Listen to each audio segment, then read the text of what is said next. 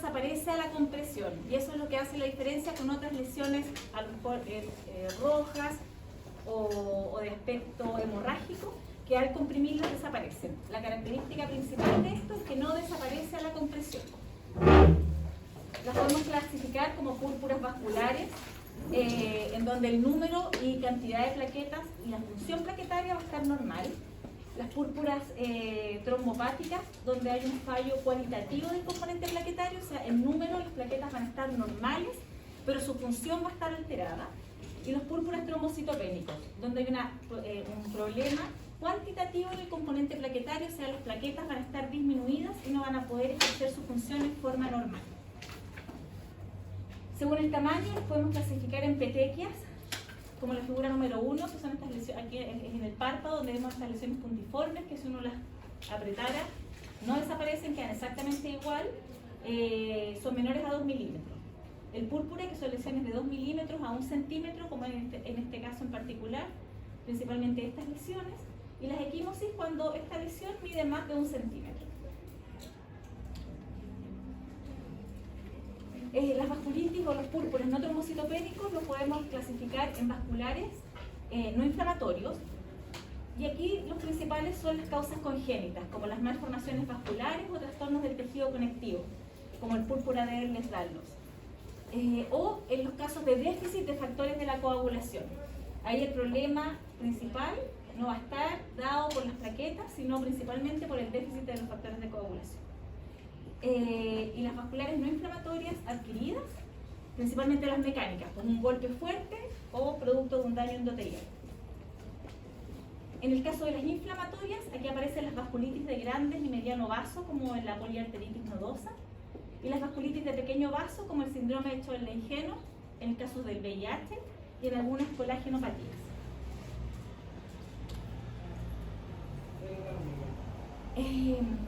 Hay también desórdenes cualitativos de las plaquetas, en estos casos no trombocitopénicos, donde tenemos los congénitos, la trombastenia de Glackman, que son una patología específica de las plaquetas, y el síndrome de las plaquetas gigantes, como es el caso de la enfermedad de Bernard-Sollier, que es como el ícono de las alteraciones plaquetarias.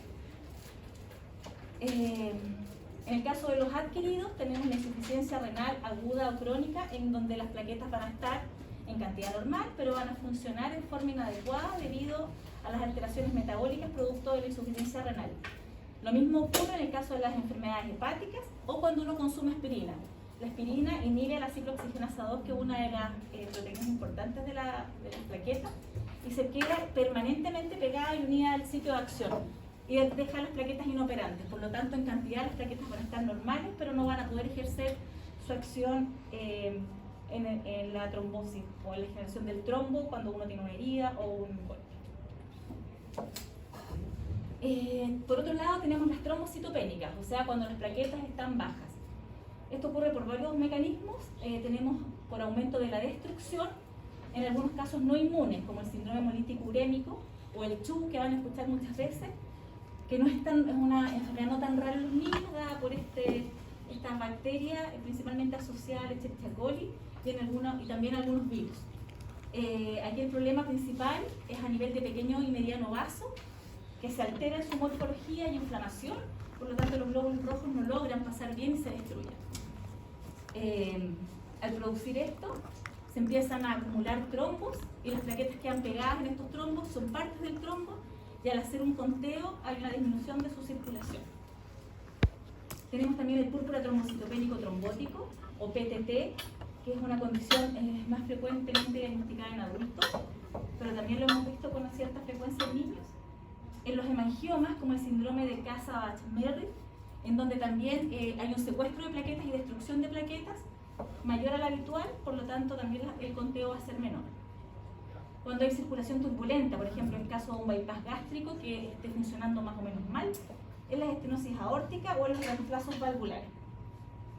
También en el caso de la coagulación vascular diseminada, en donde se va a producir coagulación intravascular, tal como dice su nombre, y con esto secuestro de las plaquetas que están circulando y una trombocitopenia. También tenemos por aumento de la destrucción, pero en casos de situaciones inmunitarias, en donde muchas veces es autoinmune, como en el caso de la trombocitopenia inmune primaria, que es la causa más frecuente de síndrome purpúrico en la infancia. También puede ser secundaria a enfermedades autoinmunes, como el lupus eritematoso crónico u otras.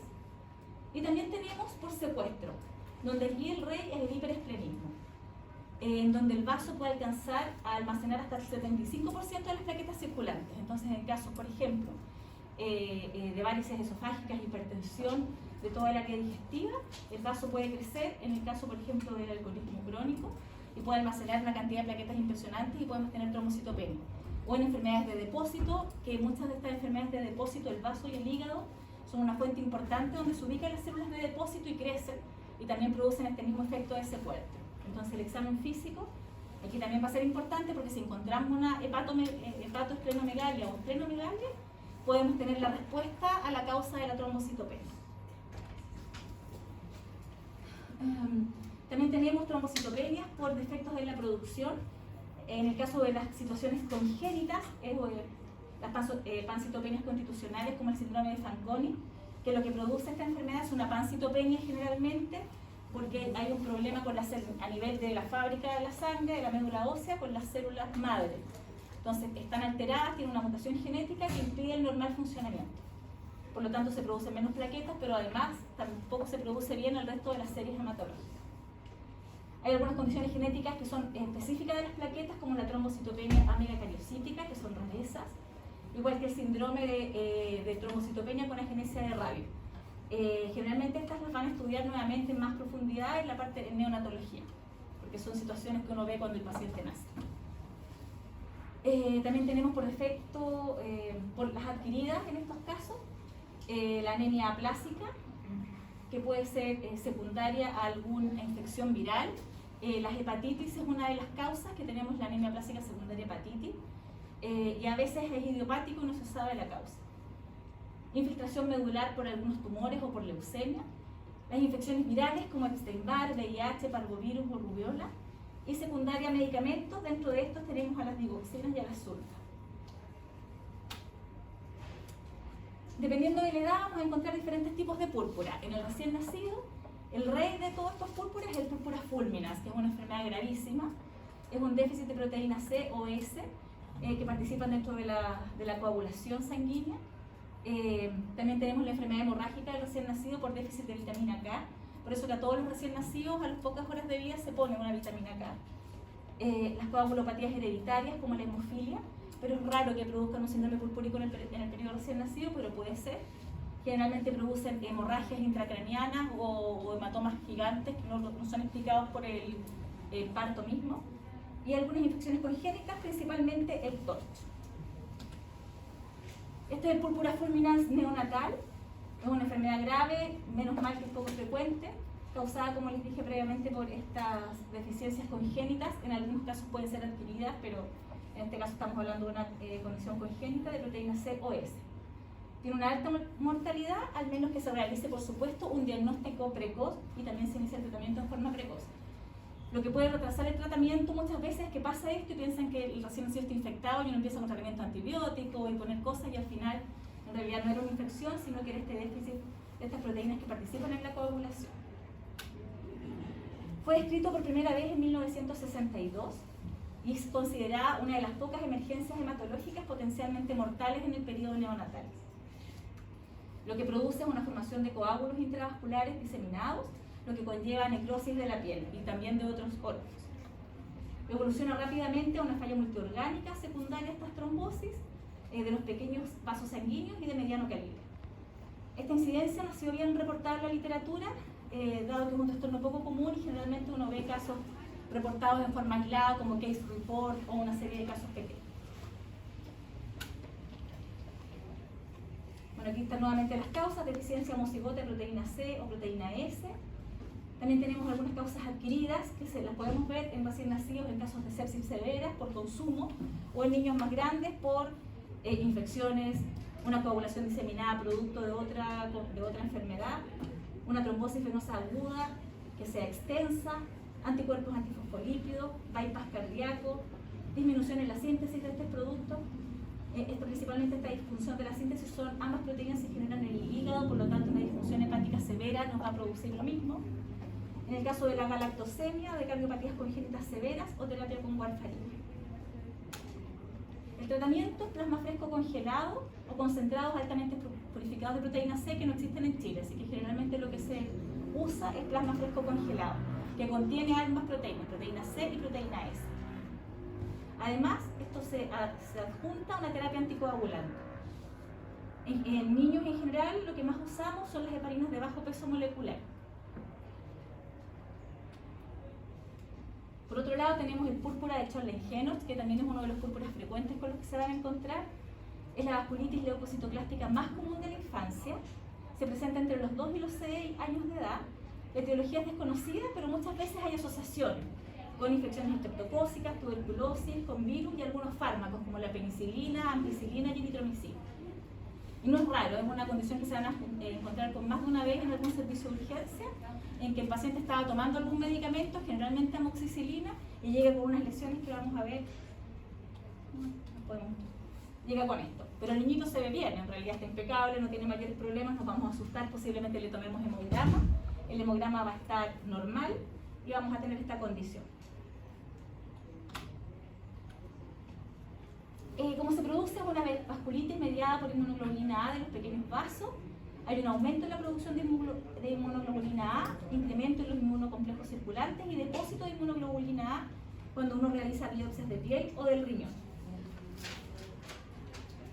Las manifestaciones cutáneas es un exantema palpable, eritematoso, violáceo de tipo urticarial. Pareciera una reacción urticarial cuando uno lo ve en vivo.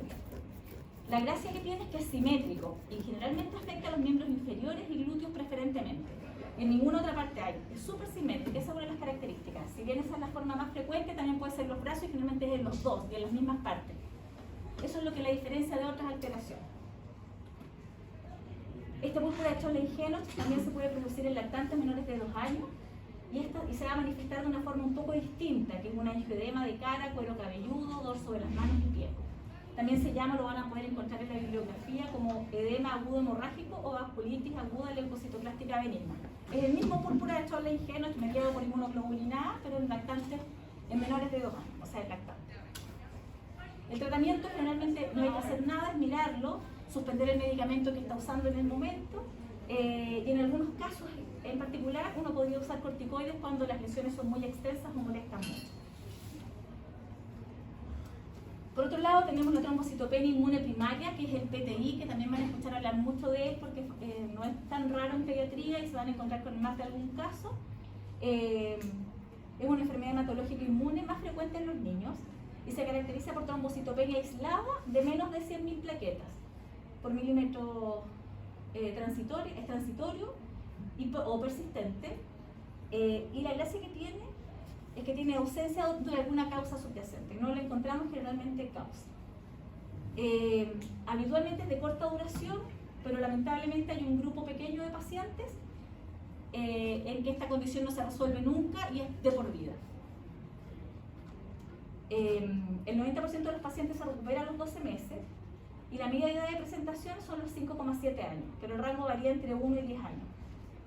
No hay diferencia en el sexo. Y es así como uno lo ve, el niñito está lleno de moretones, de quimosis, algunas petequias y está feliz. No se ve un niño enfermo. Los signos y síntomas pueden variar, desde asintomático o mínimas manifestaciones cutáneas a episodios de sangrado severo. Pueden tener hemorragias gastrointestinales, hemorragias extensas de piel mucosa, hemorragia intracraniana, e incluso pueden comprometer la vida del paciente. Pero esto es rarísimo. Aproximadamente ocurre en el 3% de los pacientes que tienen un PTI. Y cuando los recuentos plaquetarios son menores a 10.000. Pero como les digo, es muy raro. Cuando un PTI sangra, uno piensa que no es un PTI. Y hay que buscarle otras causas. Involucra todo el sistema inmunológico y lo que ocurre es una pérdida de autotolerancia que lleva a la producción de autoanticuerpos, que van dirigidos principalmente contra algunas glicoproteínas principales de las plaquetas, como la glicoproteína 2B3A y la glicoproteína 1B. Por lo tanto, lo que ocurre es que estos anticuerpos quedan pegados a las glicoproteínas y cada vez que pasa por el vaso hay un receptor específico de los macrófagos, que es el receptor FC, que agarra estas plaquetas y las destruye. Lo que ocurre con esto es un aumento compensatorio en la producción de plaquetas que ocurre a nivel de médula ósea. Por lo tanto, cuando uno, si es que es necesario hacer un mielograma, lo que ve son muchos megacariocitos mayor a lo habitual, o estos destruir además los megacariocitos. Entonces hay situaciones en que también se puede ver disminuida la producción de megacariocitos y por lo tanto disminuir aún más el número de plaquetas. ¿Cómo se estudia? Bueno, hay estudios, uno puede pedir anticuerpos antiplaquetarios, pero es un estudio que no es fácil de encontrar, es caro y cuando no está presente no excluye el diagnóstico, así que tampoco sirve de mucho. El PTI, dependiendo del tiempo en el que se presenta, tiene diferentes nombres. Uno es el PTI de reciente diagnóstico, que es el que se usa en todos los pacientes al debut de la enfermedad. Después tiene el PTI persistente, que son pacientes que persisten con la trombocitopenia 3 a 12 meses desde el diagnóstico. Y el PTI crónico, que es más de 12 meses del diagnóstico y con plaquetas que no se han resuelto. Por otro lado, tenemos la definición de PTI severo, que son pacientes con sangrado severo que requieren tratamiento o aumento de la dosis del tratamiento que ya está utilizando, independiente del recuento plaquetario y del tiempo de evolución. ¿Ya? Entonces, un paciente puede llegar al diagnóstico sangrando mucho y es un PTI severo independiente de cuánto tiempo lleve este PTI. Cuando hablamos de respuesta completa, cuando el recuento plaquetario es mayor a 100.000 y no hay sangrado. Respuesta parcial cuando se encuentra entre 30.000 y 100.000 y hay ausencia de sangrado. Y no respondedor cuando el recuento plaquetario se mantiene en menos de 30.000. El estudio siempre es importante, la anamnesis detallada, énfasis en el uso de fármacos, si el paciente ha consumido aspirina o algún otro AINE que pueda producir una alteración plaquetaria en relación y no estemos viendo un PTI. El examen físico detallado para ver las características de estas lesiones, generalmente son equimosis y petequia. Si empezamos a encontrar otras cosas, visceromegalia, por ejemplo, ya no, puede que no sea un PTI, generalmente el PTI no da ninguna otra manifestación física aparte de las lesiones petequias y equimosis. Hemograma con recuento de plaquetas y frotis con recuento de reticulocitos, parte del estudio. Cuando es un PTI, todo este estudio está normal. Desde CUMS directo, grupo IRH, ¿por qué? Porque algunos de estos PTIs que son de naturaleza autoinmune se pueden asociar a algunas otras autoinmunidades como anemias hemolíticas y puede que el paciente en ese momento no tenga una anemia y la anemia a veces se puede expresar en otro momento de la vida, meses o años después, pero puede que el CUMS esté positivo y el CUMS lo que habla es de presencia de autoanticuerpos contra glóbulos rojos y ahí nos orienta más a una enfermedad autoinmune sistémica y no a un PTI. El mielograma no se realiza de rutina salvo que haya historia de decaimiento, baja de peso, dolores óseos, fiebre o artralgia, que en el examen físico haya palidez, adenopatías o visceromegalia, o haya asociación con otras penas. Si tengo trombocitopenia y además una anemia y el niñito nunca sangró, ojo, y generalmente en esos casos sí hacemos un mielograma para descartar una leucemia. Esa es la principal causa del mielograma. El tratamiento debe ser indicado frente a la presencia de síntomas de sangrado y no en base al recuento de plaquetas. La conducta generalmente es expectante cuando el paciente es asintomático. Uno solamente lo mira y lo controla en forma frecuente. Cuando tiene recuentos de plaquetas muy bajos, estamos hablando bajo 15.000 o 10.000, y el paciente vive muy lejos, generalmente lo hospitalizamos para ver la evolución. Si es que no está sangrando, por supuesto, ¿ya? Y si el paciente vive al frente del hospital o a 2 cuadras, lo mandamos para la casa y lo controlamos cada 24 a 48 horas para ver su evolución y le decimos a la mamá que es al mínimo sangrado, tiene que irse inmediatamente a la urgencia con una indicación que nosotros ya le hemos dejado previamente. Pero la gran mayoría de las veces estos niñitos no sangran y se resuelve en un corto periodo de tiempo y al mes, 2 meses, está resuelto el problema.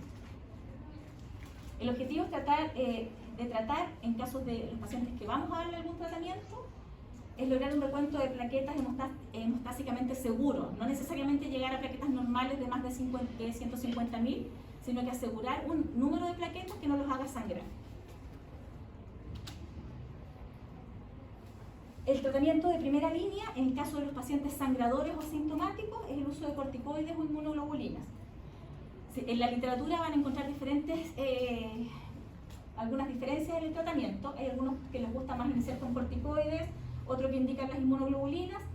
El problema de los corticoides es que si estamos en contexto de una leucemia que no diagnosticamos, los corticoides pueden en un primer momento hacer desaparecer la leucemia y retrasar un diagnóstico. Por lo tanto, el tratamiento de elección, a mi opinión, son las inmunoglobulinas. El problema es que son caras y que a veces no las compra el hospital o hay que estar peleando para que las compren. Entonces, en caso de que no estén disponibles las inmunoglobulinas, el corticoide es la primera línea. pero ahí muchas veces hacemos un mielograma previo para descartar la leucemia antes de iniciar el tratamiento con corticoides. Hay otros tratamientos como el uso de ácido tranexámico, que es un estabilizador de la membrana del coágulo, por lo tanto disminuye el sangrado. Anticuerpos monoclonales, que el rituximab es el que más se usa, es un anti-CD20. Esta molécula está presente en los linfocitos B que producen anticuerpos, por lo tanto lo que uno lo hace con esto es asesinar a todos los linfocitos B y no vamos a tener anticuerpos que maten a las plaquetas. El problema es que no solo dejamos al cuerpo sin anticuerpos antiplaquetarios, sino que anti todo. Entonces ahí hay que empezar a hacer otras cosas a nivel medir niveles de inmunoglobulinas y aportar inmunoglobulina exógena en caso de que estén muy disminuidos. Y hay otros medicamentos más modernos como el Trombopac, que es un estimulador de las colonias de megacariocitos, y lo que hace entonces es producir más megacariocitos y por ende más plaquetas. En muchos lugares el Trombopac ya viene como uno de los tratamientos casi de primera línea para el PTI. Eso no está aún disponible en Chile porque el medicamento es muy caro. Entonces, a modo de conclusión, los púrpuras en pediatría son variados. Es importante realizar una buena historia clínica y examen físico, como lo hemos dicho siempre, y eso les va a servir no solamente para pediatría o para hematología, sino que para toda la medicina. Considerar el recuento de plaquetas al diagnóstico, porque eso nos va a hacer la distinción inmediata. El paciente llega lleno de moretones, uno le toma un hemograma. Si las plaquetas están normales, sabemos que no es un PTI ya, y que no tiene nada que ver con el número, con la cantidad de plaquetas, y empezamos a buscar otras cosas. El PTI es la causa de púrpura más frecuente en los niños y con lo que más se van a encontrar. Todos los pacientes pediátricos con lesiones purpúricas deberían ser evaluados por un hematólogo y eso es súper importante. Nos ha pasado un par de veces que también se diagnostica un PTI en una consulta y el médico comienza con tratamiento con corticoides que le va a hacer subir las plaquetas rápidamente, y en un par de ocasiones el paciente lo que ha tenido es una leucemia. Con los corticoides uno logra remisión de la leucemia los primeros días, incluso a veces puede lograr una remisión de un mes, pero no es suficiente. Entonces después esto se va a explotar y ya nos retrasó tanto en el diagnóstico como en el inicio de un tratamiento. Así que generalmente cuando hay si sospechan un PTI, siempre debe ser evaluado por un hematólogo o lesiones purpúricas en la piel.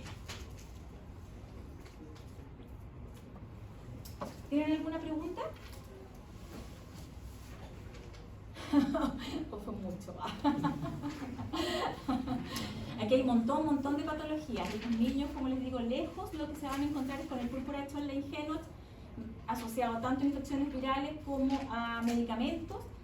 Aquí lo más importante que tienen que pensar al examen físico es que siempre es un púrpura simétrico, que va a estar generalmente involucrando los glúteos y la pierna completa, o si no alguna otra extremidad, pero es simétrico, ¿ya? Y son lesiones tipo urticariales, como abonos. En el PTI son petequias y equimosis claramente identificadas al examen físico.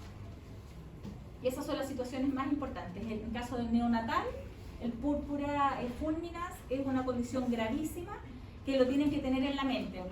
En planeo posiblemente lo vayan a volver a ver, pero hay veces que no, y uno cuando se enfrenta al paciente, a veces se tienen dudas, entonces hay que pensarlo. Doctora, en el caso de que hay que suspender un antibiótico, ¿se puede dar otro de la misma familia? Por ejemplo, en el caso de que está con una ampicilina, ¿y puedo darle otro de la misma familia? La mayoría de las veces hacen reacciones cruzadas.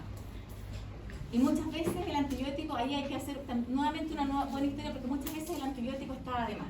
Era una faringitis viral y le dejaron amoxicilina igual. Que lo van a ver en el 80% de los pacientes que consultan. Y eso es una de las causas también de resistencia antibiótica, porque se abusa de los medicamentos, principalmente en la atención primaria. Y muchas veces, porque la mamá consulta muchas veces para que no se vaya a asignar, se le da la amoxicilina. Es una mala práctica médica. Entonces, muchas veces el paciente no lo va a necesitar o está en los últimos días, entonces uno lo suspende y evalúa cómo era la condición inicial del paciente, por qué le estaban dando el medicamento principalmente. Gracias. Y lo mismo puede pasar con antiinflamatorios, pero entonces uno en general, si además tiene fiebre, le molesta, le duele algo, trata de evitar el uso de cualquier antiinflamatorio. Entonces ahí lo más aconsejable siempre en los niños es el uso de paracetamol. Es lo que va a ser más inocuo, salvo que se tome una mega dosis, entonces la mamá que los guarde los paracetamoles y que no los deje al alcance del niño. Doctora, ¿cómo era lo del test de Kunz en el PTI? En el PTI, mira, lo que pasa es que el test de Coombs no sirve directamente para el PTI, ¿ya? Es dentro del estudio. Cuando te llega un paciente con sospecha de PTI, uno dentro del estudio, cuando se está escapando un poco de lo habitual, un examen como del día siguiente, a lo mejor no lo vas a pedir de urgencia, es el test de Coombs. Eso lo que mide es anticuerpos contra glóbulos rojos. Si están positivos, te habla de otro síndrome, que es el síndrome de Evans.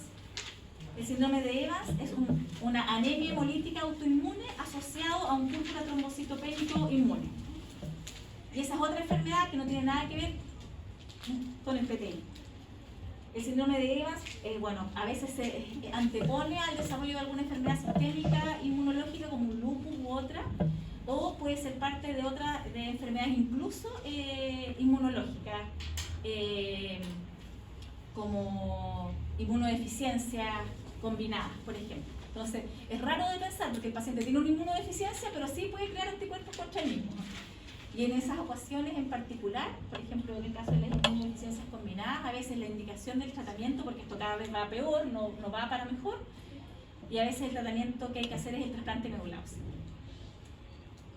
Y no por una causa maligna, sino que porque el cuerpo no produce defensa y las pocas que produce te atacan a ti mismo. Entonces hay que cambiarla por defensas ajenas. Doctora, yo tengo otra pregunta. ¿Qué pasa si la madre cursa en el embarazo con un PTI? Muy buena pregunta. Mira, aquí tenemos dos condiciones. Uno, que la madre haya sido una niña que tuvo un PTI y quedó con una condición crónica. Nosotros cuidamos mucho el vaso del paciente porque ahí es donde se generan ocurre la defensa contra el germen encapsulado. Entonces, si no nos da grandes problemas, que no tiene una esplenomegalia importante o un púrpura que se puede controlar, el paciente no sangra, tiene plaquetas bajas, pero no sangra, nunca ha sangrado y hace una vida normal, no le hacemos nada. Pero en adultos, generalmente, en estos tipos de situaciones, como que tienden rápidamente a sacar el vaso y los dejan sin vaso. Eso en general, en un 80% de los casos, termina con la sacada de plaquetas de circulación y tiene plaquetas normales y la mamá, o sea, y el paciente, entre comillas, se mejora de su PTI. Pero es mentira, porque los anticuerpos siguen circulando, siguen pegados a las plaquetas, pero no tiene ningún órgano que los retire de circulación. Entonces, eso ocurre muchas veces cuando nosotros derivamos al paciente adulto, un paciente hematológico crónico. Y a veces se les olvida porque le sacaron el vaso o no tienen idea por qué se lo sacaron, saben que es por la enfermedad, pero piensan que es para curar la enfermedad. Entonces, en el caso de las mujeres, no cuentan eso cuando están embarazadas y tienen plaquetas normales en el hemograma. Y no se lo dicen al ginecólogo y no se acuerdan que tienen anticuerpos circulando. Esos anticuerpos pasan la placenta y producen el recién nacido nace con una trombocitopenia. Entonces ahí, nuevamente la historia, preguntarle, señora, ¿usted no le han sacado el vaso? Y allá a veces dice, no, y no es raro. Y ahí recién se acuerdan, sí, me sacaron el vaso, pero el doctor me dijo que con eso me había curado. Y tu así no se curó, le mejoraron las plaquetas nomás, pero no se curó de su enfermedad. Y en ese caso lo que uno hace es pasar inmunoglobulinas en el niño. Entonces las inmunoglobulinas lo que hacen es atrapar todos estos anticuerpos y evitar, o sea, no lo atrapan los anticuerpos, perdón, sino que bloquean los receptores FC del vaso que están en los macrófagos, del niño en este caso, porque la mamá ya no tiene el vaso, bloquean los receptores del vaso y no dejan que se lleven a los glóbulos rojos que están pegados a estos anticuerpos. En el recién nacido, los anticuerpos circulantes pueden durar desde un mes hasta 3 meses, así que a veces hemos tenido problemas graves y hemos tenido que pasar inmunoglobulinas muchas veces en recién nacido, incluso hasta los 3 meses de vida. Los recién nacidos son mucho más sensibles a esto, entonces hay más riesgo de quedar una hemorragia intracraneal, es el mayor riesgo que tiene. Así que cuando uno lo detecta, lo primero que hace es solicitar una eco cerebral para ver que no tenga una hemorragia intracraneal. En el caso de que la mamá lo sabe, tomamos conductas antes, entonces nace la guagua, nosotros estamos esperando y tomamos plaquetas.